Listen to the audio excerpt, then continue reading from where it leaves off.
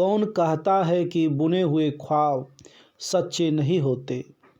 मंजिलें उन्हीं को नहीं मिलती जिनके इरादे अच्छे नहीं होते।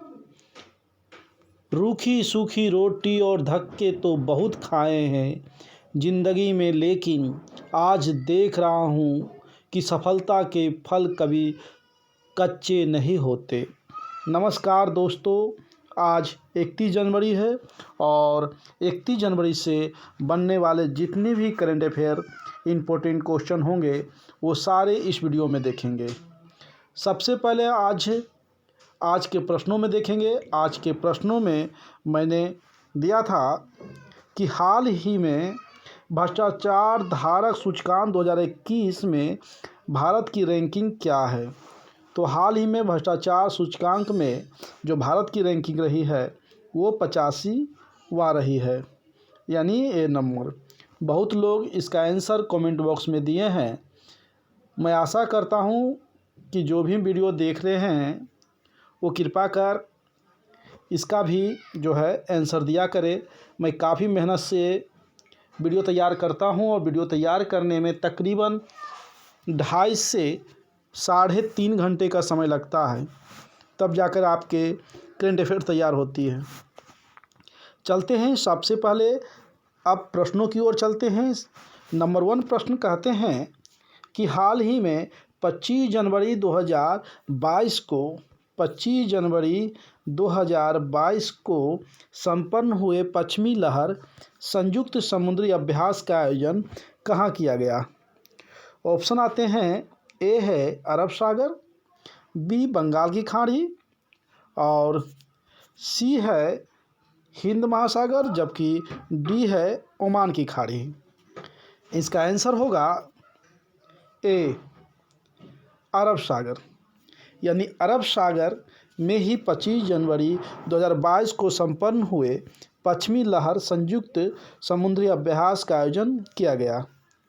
आते हैं सबसे पहले महत्वपूर्ण बिंदु की ओर। कहते हैं यह अभ्यास अरब सागर में 20 दिनों तक किया गया। इस समुद्री अभ्यास में भारतीय नौसेना, भारतीय वायुसेना, भारतीय सेना और तटरक्षक बल ने भाग लिया। पश्चिमी नौसेना के तत्वाधान में आयोजित संयुक्त समुद्री अभ्यास पश्चिमी लहर 25 जनवरी 2022 को संपन्न हुआ। 25 जनवरी 2022 को संपन्न हुआ। अब आते हैं नेक्स्ट क्वेश्चन नंबर दूसरे की ओर। प्रश्न संख्या दूसरा जो कहता, हाल ही में बिहार के किस पूर्व मुख्यमंत्री की 98वीं जयंती पर मनाई गई जो है, उनकी 98वीं जयंती जो है मनाई गई है हाल ही में। तो ऑप्शन आते हैं, ए है भोला प्रसाद शास्त्री, बी जननायक कर्पूरी ठाकुर, सी श्री कृष्ण सिंह, डी डॉक्टर जाकिर हुसैन। यानी प्रश्न संख्या दूसरा का आंसर होगा 2, यानी जननायक कर्पूरी ठाकुर जी का जो है 98वीं जयंती मनाई गई है। आते हैं महत्वपूर्ण प्रश्नों की ओर। जननायक कर्पूरी ठाकुर का जन्म जो है 24 जनवरी 1924 ईस्वी को हुआ था। वे भारत के स्वतंत्रता सेनानी, शिक्षक, राजनीतिक तथा बिहार राज्य के दूसरे मुख्यमंत्री, उप मुख्यमंत्री और 2 बार मुख्यमंत्री रह चुके हैं। कर्पूरी ठाकुर का जन्म भारत में ब्रिटिश शासन के काल के दौरान समस्तीपुर के गांव पितौंजिया, जिसे अब कर्पूरी ग्राम कहा जाता है, इसका नाम अब कर्पूरी ग्राम बदल दिया गया है। उन्होंने भारत छोड़ो आंदोलन के समय 26 महीने जेल भी बिताए हैं। आते हैं नेक्स्ट प्रश्न संख्या तीसरे की ओर। हाल ही में डाटा को प्रोसेस करने के लिए दुनिया का सबसे तेज सुपर कंप्यूटर किसके द्वारा बनाया जाएगा। यानी दुनिया का सबसे तेज सुपर कंप्यूटर डाटाबेस करने के लिए किसके द्वारा बनाया जाएगा, किस कंपनी के द्वारा बनाया जाएगा। ए है गूगल, बी अमेजन, सी मेटा और डी है स्पेसएक्स। इसका आंसर होगा सी यानी मेटा। मेटा जिसे हाल ही में फेसबुक ने अपना नाम बदलकर मेटा रखा है मार्क जुकरबर्ग के द्वारा। आते हैं महत्वपूर्ण बिंदु की ओर। मार्क जुकरबर्ग की घोषणा के अनुसार फेसबुक की मूल कंपनी मेटा वर्चुअल जो है मेटावर्स मनाने की योजना के तहत दुनिया का सबसे तेज कृत्रिम बुद्धिमत्ता सुपर कंप्यूटर बना रही है। यह डेटा का प्रोसेस करने की इसकी क्षमता को बढ़ा देगा। जुकरबर्ग के मेटा बिजनेस द्वारा एआई रिसर्च सुपर क्लस्टर कहा जाने वाला एआई सुपर कंप्यूटर पहले से ही दुनिया में 5वां सबसे तेज कंप्यूटर है। हाल ही में फेसबुक के संस्थापक मार्क जुकरबर्ग ने फेसबुक का नाम बदलकर मेटा करने की घोषणा की थी। नेक्स्ट आते हैं प्रश्न संख्या 4। एयरटेल ने किस राज्य में सौर ऊर्जा संयंत्र शुरुआत की है? ऑप्शन आते हैं ए महाराष्ट्र, बी मध्य प्रदेश, सी गोवा और डी है तेलंगाना। इसका आंसर होगा ए यानी महाराष्ट्र की सरकार ने सौर ऊर्जा संयंत्र की शुरुआत कर दी है एयरटेल की कंपनी ने। आते हैं महत्वपूर्ण बिंदु की ओर। एयरटेल ने महाराष्ट्र के ढाना में 21 मेगावाट का सौर ऊर्जा संयंत्र शुरू किया है। यह राज्य में अपनी इकाई के जो है बड़े डेटा केंद्रों और स्विचिंग केंद्रों को स्वच्छ ऊर्जा की आपूर्ति करेगा। यह 80 एकड़ में फैली बिजली इकाई है। कंपनी को इस इकाई के माध्यम से सालाना 25,517 टन कार्बन उत्सर्जन में उल्लेखनीय कमी की उम्मीद है। यानी 25,517 टन जो है कार्बन उत्सर्जन होती थी उसमें कमी आएगी। तो ये बहुत ही अच्छी बात है और अच्छी पहल है हमारे देश के लिए और हमारे नागरिकों के लिए, और साथ ही विश्व स्तर पर जो है प्रदूषित होने वाली रोगों से भी बचाव होगी। आते हैं 5वां नंबर प्रश्न। कहते हैं हाल ही में भारतीय रिजर्व बैंक ने नियामक अनुपालन के तहत कितने सरकारी बैंकों पर जुर्माना लगाया है? यानी हाल ही में रिजर्व बैंक जो है जुर्माना जो लगाया है कितने बैंकों पर? ऑप्शन है ए 5, बी 6, सी 7 और डी है 8। इसका आंसर होगा डी यानी 8 बैंकों पर आरबीआई ने जो है नियामक अनुपालन के तहत सरकारी बैंकों पर जुर्माना लगाया है। आते हैं महत्वपूर्ण बिंदु की ओर। आरबीआई ने 8 सरकारी बैंकों पर उनके नियामक अनुपालन में कमियों के लिए 14 लाख रुपये का जुर्माना लगाया है। 8 सरकारी बैंक जो है उसका नाम है associated cooperative bank limited, Barachha cooperative bank limited, Mogaveera cooperative bank limited और Vasai Janata Sahakari bank, Rajkot people's cooperative bank, Bhadradri cooperative urban bank. Next है Jammu central cooperative bank limited और जोधपुर नागरिक सहकारी बैंक। नेक्स्ट आते हैं प्रश्न संख्या 6 की ओर।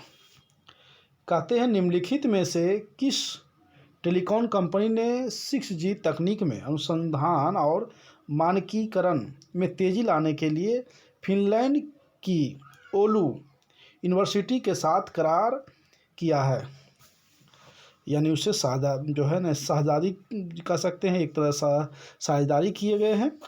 ऑप्शन आते हैं ए BSNL, बी एयरटेल, सी जियो रिलायंस और डी है वोडाफोन। तो इस तरह जो कारनामे ज़्यादातर के हमारे जियो रिलायंस के द्वारा होती है, यानी सी नंबर इसका रिलायंस कंपनी ने हाल ही में 6G तकनीक अनुसंधान और मानकीकरण में तेज़ी लाने के लिए जो है फिनलैंड की ओलो यूनिवर्सिटीज़ के साथ जो है साझेदारी की है। आते हैं महत्वपूर्ण बिंदु की ओर। रिलायंस जियो ने 6G तकनीक में अनुसंधान और मानकीकरण में तेज़ी लाने के लिए फिनलैंड की ओलू यूनिवर्सिटी के साथ करार किया है, और ये दोनों कंपनी जो है अंतरिक्ष संचार, होलोग्राफिक बीम कॉर्सिंग, फॉर्मिंग, साइबर सुरक्षा, माइक्रो इलेक्ट्रॉनिक और फोटोनिक्स में 3D और कह सकते हैं कनेक्टेड इंटेलिजेंट के अनुसंधान और विकास में सहयोग करेंगे। तो यानी कि कह सकते हैं संचार क्षेत्रों में काफ़ी तेज़ी लाने के लिए और साइबर क्षेत्रों की जो सुरक्षा और कह सकते हैं माइक्रो इलेक्ट्रॉनिक क्षेत्रों में भी वो एक तरह से क्रांति लाने के लिए इस तरह से जो है कार्य जो है भारत के रिलायंस कंपनी जियो ने अग्रसर हुआ है। आते हैं क्वेश्चन नंबर 7 की ओर। कहते हैं हाल ही में किस देश ने इस्लामी बॉन्ड के जरिए रिकॉर्ड ब्याज दर पर $1 जुटाए हैं। यानी इस्लाम के नाम पर जो है इस बार रिकॉर्ड पूरे वर्ल्ड में रिकॉर्ड कर ब्याज दर जुड़ा है, वो कौन सा देश है हाल ही में $1 अरब जुटाए हैं। ऑप्शन होता है ए सऊदी अरब, बी ईरान, सी पाकिस्तान और डी है संयुक्त अरब अमीरात। इसका जो आंसर होगा सी यानी पाकिस्तान। इस तरह जो कारनामे ज़्यादातर के पाकिस्तान के द्वारा ही की जाती है। फंडिंग जुटाना और फंडिंग को गलत तरीकों का इस्तेमाल करना, कर्ज विश्व स्तर पर लेना और कर्ज को किसी और के आधार औद्योगिक क्षेत्र में ना लगाकर अन्य क्षेत्रों में प्रयोग करना, इस तरह से कारनामे हमारे पड़ोसी देश पाकिस्तान की है। आते हैं महत्वपूर्ण बिंदु की ओर। पाकिस्तान ने इस्लामी सुकूक बॉन्ड के जरिए रिकॉर्ड 7.95% ब्याज दर पर $1 का ऋण जुटाया है। ये पाकिस्तान के इतिहास में इस्लामी बॉन्ड पर ब्याज की सबसे अधिक दर है। पाकिस्तान इस कर्ज के बदले लाहौर इस्लामाबाद मोटरवे के एक हिस्से को 7 साल के लिए गिरवी रख रहा है भी। कहते हैं 1990 ईस्वी के दशक में इस राष्ट्रीय संपत्ति का निर्माण हुआ था। अब अंतर्राष्ट्रीय पूंजी बाजारों से ऋण जुटाने के लिए उपयोग किया जाता है। अब आते हैं नेक्स्ट प्रश्नों की संख्या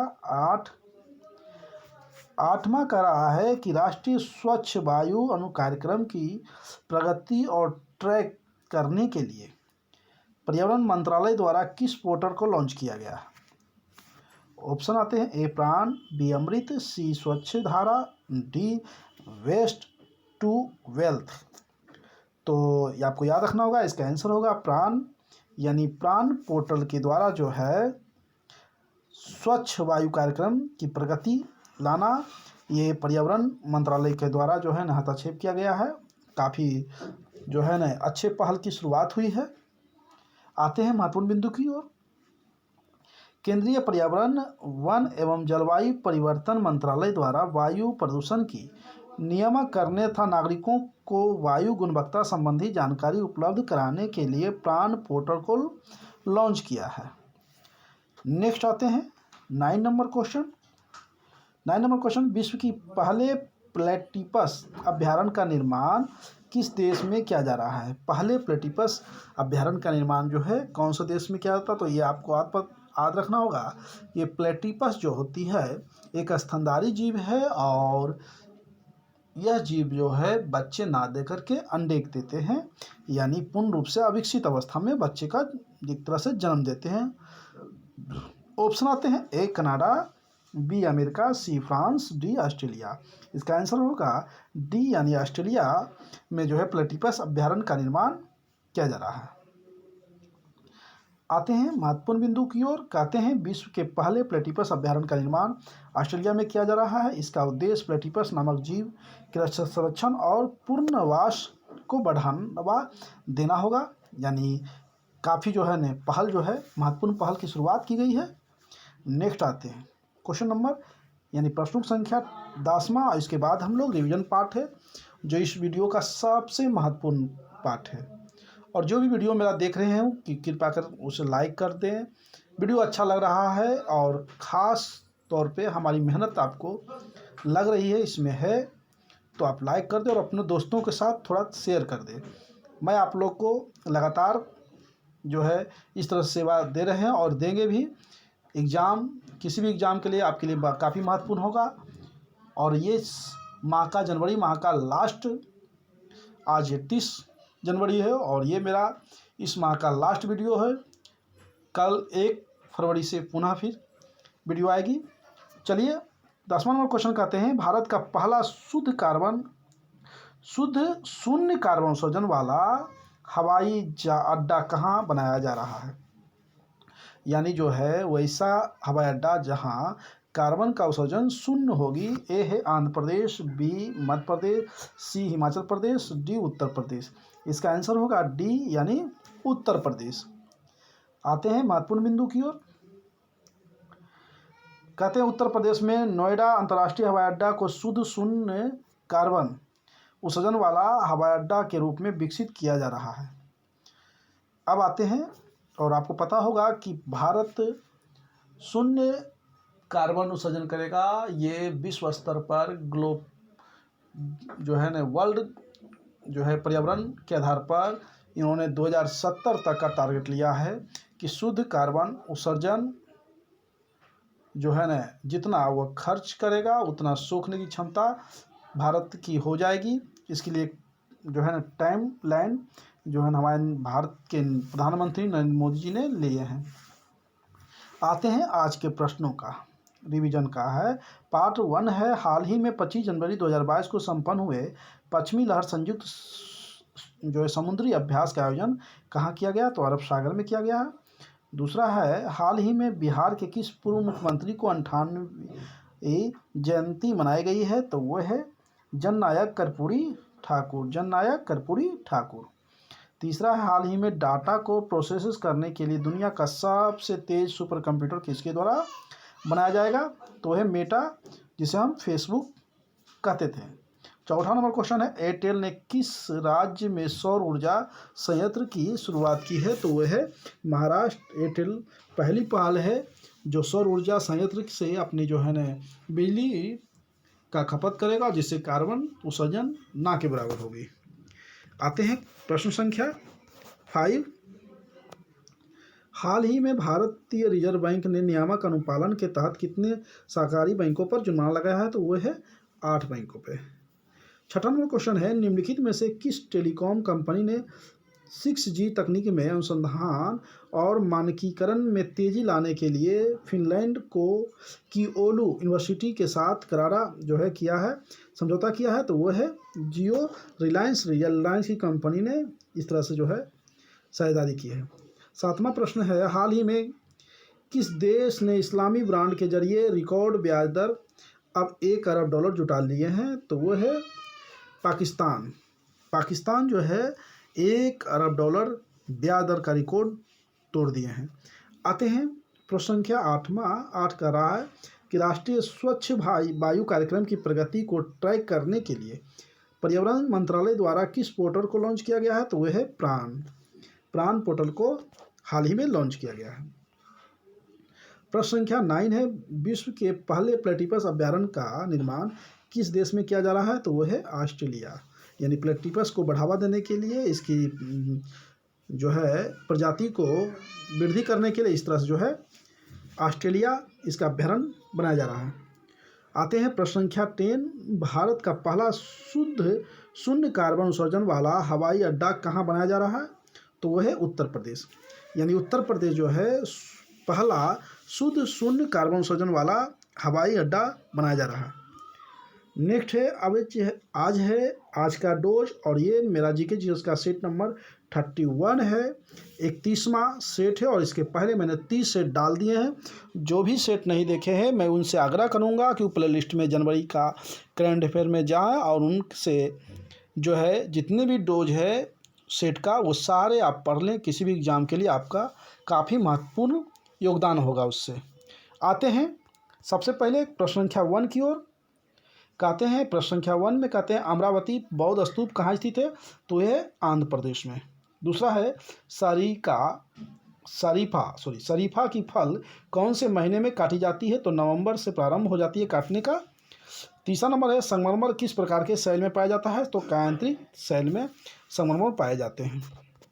नेक्स्ट है प्रश्न संख्या 4 है गुरु नानक का जीवन परिचय किस सिख गुरु ने लिखा था, तो गुरु अर्जुन देव ने गुरु नानक सिख गुरु का जीवन परिचय लिखा था। और गुरु अर्जुन देव ही है जिन्होंने सिख धर्म का सबसे पवित्र ग्रंथ गुरु ग्रंथ साहिब की रचना गुरुमुखी लिपि में भी किए हैं। गुरु अर्जुन देव की ही हत्या जो है जहांगीर के द्वारा करवाया गया था, क्योंकि उनका पुत्र खुर्रम को जो है इन्होंने सपोर्ट किया था, सहयोग दिया था, जिस कारण। पांचवा प्रश्न आते हैं, मंदिरों की पुण्य भूमि भारत के किस राज्य को कहा जाता है? तो तमिलनाडु। तमिलनाडु राज्य को मंदिरों की पूर्ण भूमि के नाम से जानते हैं। छठा प्रश्न है, फुटबॉल में कौन सी गैस भरी जाती है? तो हाइड्रोजन गैस। हाइड्रोजन गैस जो है फुटबॉल में भरी जाती है। प्रश्न संख्या 7 की ओर आते हैं, महात्मा बुद्ध किस कुल के थे? तो शाक कुल के थे, यानी महात्मा बुद्ध जो थे वो शाक कुल के थे। आठवां है, मूत्र का रंग पीला किसके कारण होता है? तो यूरोक्रोम के कारण। 9 नंबर क्वेश्चन है, अफीम प्राप्त की जाती है पौधे के किस भाग से? तो वो है फूल से। फूल से जो है अफीम प्राप्त की जाती है। नेक्स्ट प्रश्न संख्या 10वां है, भारत और पाकिस्तान के बीच सिमला समझौता कब हुआ था? तो सन 1972 में इसमें हुआ था। तो इस तरह से जो महत्वपूर्ण प्रश्न सेट का है जो मैंने दिया आज के सवाल है सर, और मैं आशा करता हूँ इसका आप लोग कमेंट बॉक्स में इसका आंसर देंगे। कहते हैं, हाल ही में कोरोना के नए वेरिएंटर नियोकोव का पता किस देश में चला है? ऑप्शन आते हैं, ए चीन, बी रूस, सी ईरान और डी है दक्षिण अफ्रीका। इसका आंसर आप कमेंट बॉक्स में दें। कल फिर हम सुबह मिलेंगे। जय हिंद, जय भारत।